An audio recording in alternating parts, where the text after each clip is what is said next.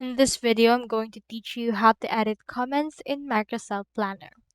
So in order to edit those comments, what we can do is we can proceed first into planner.cloud.microsoft. From in there, you can see in here this. So what we can do is we can proceed to click onto the sign in option. Now, do take note that you need to have an actual account on Microsoft Planner that is under a team or organization. This is because Microsoft Planner doesn't actually give access to personal account. So do take note of that right here. Click on this sign in. Now here I have my actual planner. So what I can do is we can proceed to just choose right here the task. For example, choose right here this create a plan task.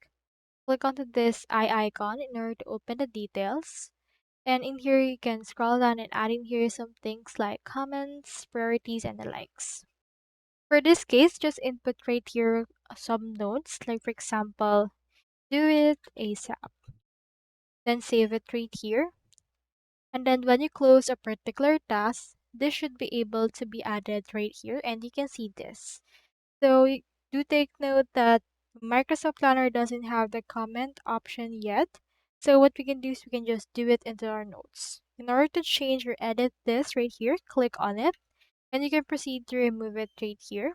And when you close this particular icon, you can see that it will disappear from there as well.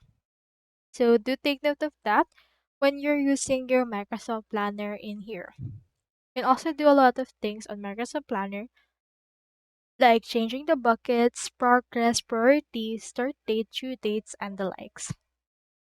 So that's all there is today. I hope this video will actually help you out. And if it did, feel free to like and subscribe. Thank you so much for watching our actual video.